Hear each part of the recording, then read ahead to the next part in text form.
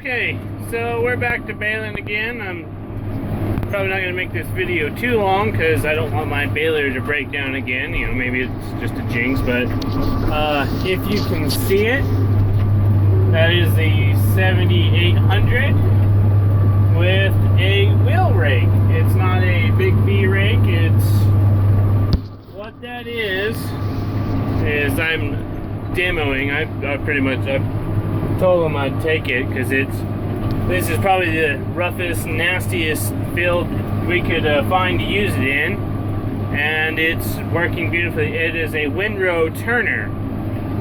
I think it's a Rowse W5 sidekick, something like that. They're expensive little bastards, but it does what I need it to do. So I will make a review of it, kind of when we're done today, kind of go over it and show it to you guys and see what you think. I haven't signed the papers on it yet or anything like that, so and I'll put it up. I may do the papers like Tuesday, Wednesday, something like that, so I got some time. But yeah, I'll let you guys kind of see it, and you can comment on it, and I can tell you about my operation and why I think it'll work good for me, and you can tell me why it'll work good for me and boost my ego and make me feel like I made a fantastic decision, or you can tell me that it's the dumbest idea in the world and make me want to go open up a cooler and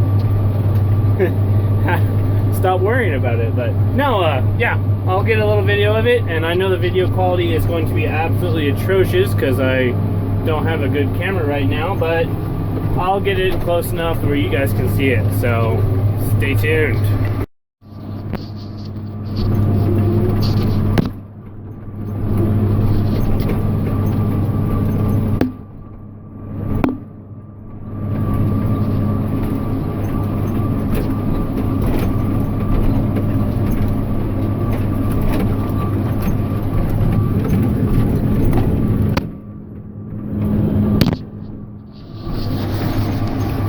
Video quality, terrible. Okay. It might kind of actually look like I know what I'm doing. I have all my hay equipment. Let my tractor cool down for a little bit. I'm done for the day. This is a Rowse. I think they call it the sidekick. I'm not sure. Real heavy front end. I greased it all up.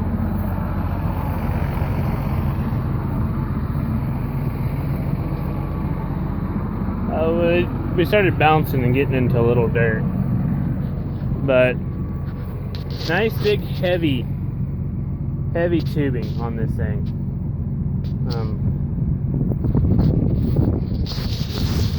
Which I like. Lots of grease zerks. I mean, there's grease zerks all over this thing. This is a roller here for this drops your wheels, and this actually has a roller with a plate on that, and there's two of them. Your springs have grease zerks. They have little stops, so you can set, you know, how much spring they have to them. You know, so I haven't messed with them, but that's where they were sitting. But yeah, it's pretty nice. I'm not much to look at, but I mean they did a good job on it. Like they actually put some effort into it. They put this up here for your jack, so it's not down there dragging in the hay. And Rowse actually uses a ball hitch, which I didn't think about, but it makes it where, here it is, it's a WT5. It makes it where I can, I drove home with this thing. I was doing 65 and it wasn't swerving at all. I mean, it travels fantastically well. But yeah, that's all it is. It's just It's just a windrow turner, and it works well. It works very well. I like it. I'm really impressed, actually. I didn't think it would be this stout at all. I thought it would be cheap and light and cheesy and way overpriced, but it's actually pretty nice deal.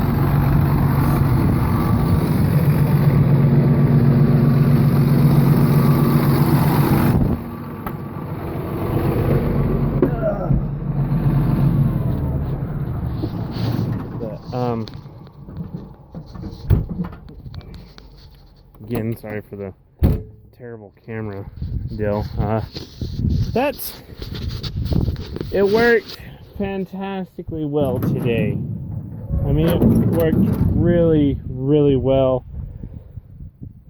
I would like a big rake for joining light material together, but I have a merger for that on a swather. So, you know, you'll run your merger on light material, and but all this stuff was heavy material, and it's the heavy stuff that gets you in trouble. Because number one, alfalfa is a different story. Alfalfa you can rake a couple days beforehand to refluff the windrows to get it to dry down quicker.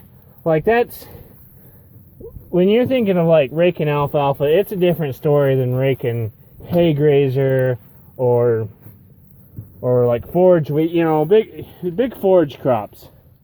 Alfalfa is a specialty deal, really, when it comes to where you know, as alfalfa you can rake it a couple days beforehand, 2 days beforehand, and it'll dry down quicker, and so you can make a more premium quality hay. But that's not my problem. My problem is this hay. Our weather's so erratic, you know, you can get, you never know when you're going to get rain. You really don't. We're not in a place where it's like, okay, yeah, we're going to get rain. Well, we have a 10% chance, and it ends up covering the entire state, which nobody sees coming. So my deal is, should have brought my leaf blower. But my deal is when these big heavy windrows, like this hay grazer, there are spots in it heavy enough that, or actually the fair majority of it, you cannot rake it together and bale it with this baler. It will be too much. The baler will bale it, but you'll have to crawl through it, and it'll create such a large windrow that it'll fluff up, and it will cause plugging issues. We ran into that with that wheat we had to turn. That was merged together, and we had to turn it, and we ran into those problems with it. It would cause huge plugs in here, and it was just a nightmare. So what we need is something that we can go in when these big windrows get rained on and just turn them over.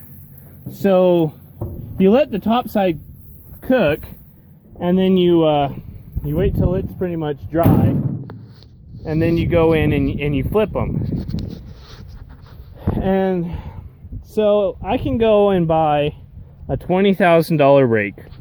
I can buy a $15,000 one and have to put another $5,000 into it, but I can buy a $20,000 V rake, you know, either a DARF 17 or a H&S HD2. Those are the rakes we have to have because they're heavy. We have to have a heavy rakes here, or they just get torn all to hell. You can't run a light rake. I've done it, and the beams collapse on them. So if I bought one of those, it's kind of pointless because I'm going to be merging light stuff anyway, sometimes, not all the time. Not all the time I'll have my merger on. I don't have it on now. But if it rains on 2 heavy windrows, I can't go in with the rake and roll them together, because then I just can't handle them. I don't have a big square baler.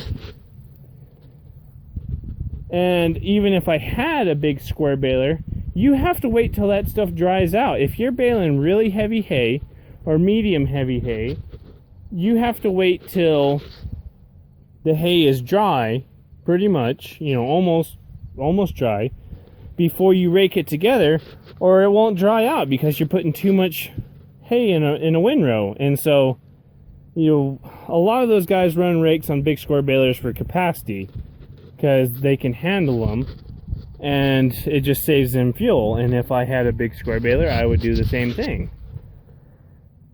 But my biggest deal is just dry down. If I bought one of those other rakes, I would only be able to have one side down anyway to flip that windrow. So you have all that equipment there and all that cost, and you're only using one side, but the whole machine's having to go across the field and just bounce across the field and just beat itself to death. And yeah, so this machine is going to cost me $6,900, and I sure as shit don't have $6,900 to my name. But after these, I'll be, you know, I could pay for this with these 2 jobs I've got, these 2 custom jobs. But I sold that Case IH round baler, and I used the money that I got from that because I was going to buy a little square baler, and I paid for part of the transmission rebuild on this for it, so I got to pay that back. So what I'm going to do is, and even if I didn't have to pay that back, I'll probably you know, this thing's going to cost me about $1,300 a year. That's what it's going to cost me. But you know, I pay more than that in insurance, and this is I think a pretty good insurance policy, definitely for what it's done. That hay there was ungodly rough. I mean, we have to go slow through it because it was just terribly rough. And I don't know, I'll go out here and show you. So, and this is going to be the lightest side where I'm at. I'm messing with my gloves. But I cut this stuff so it'll get regrowth because the guy's going to graze it.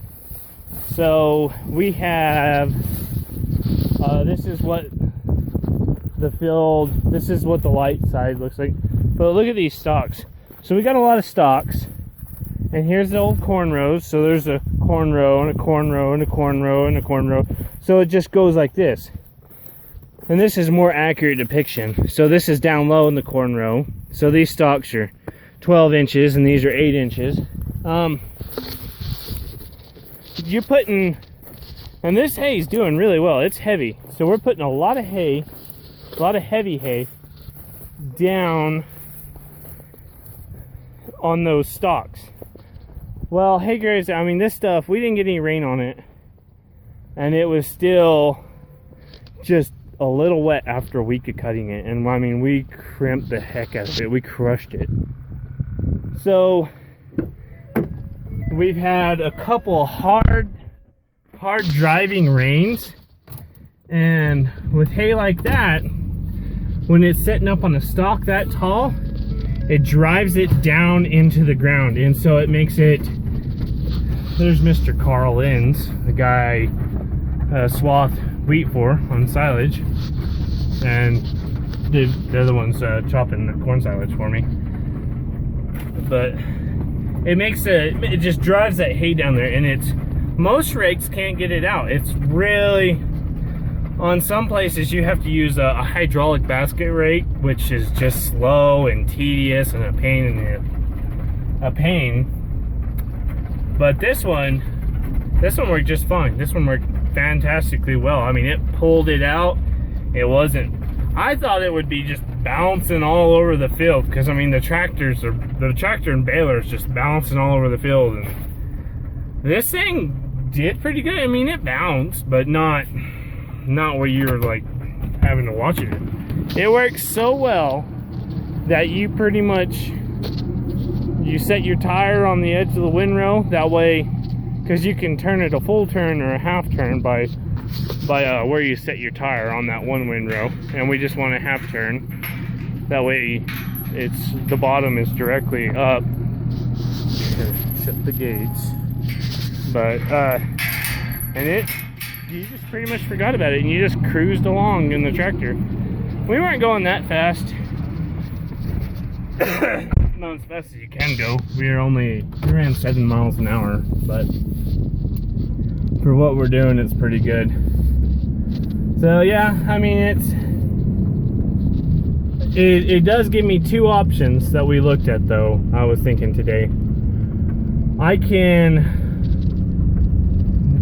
offer what I'm doing now. You know, we'll come in and bale it, and if it rains on it, well, we're gonna have to flip the windrow, and you're gonna have to pay us to do that, and go on with life. Or we can offer them, you know, kind of a more, we'll try to make it as, you know, premium hay, you know, with no rain if we can. And basically what that is we'll come in about 2 days before it's dry, and at about 2 days before it's dry, you'll get just a little bit of wet down the bottom, and flip it, and it should give us a day and a half head start, because you take that dry stuff and you throw it up on top, and it'll go quickly. And so maybe we can get nice shiny green hay, because that's what everybody loves, and everybody loves that their hay has not been rained on, which I understand that, but cows like rained on hay just as much as they like, you know, not rained on hay. I mean, it really, that's just kind of the way it is. But yeah, so you saw the machine, really heavy built. So tell me what you think, and we'll go from there. Thanks for watching, and thank you for the input.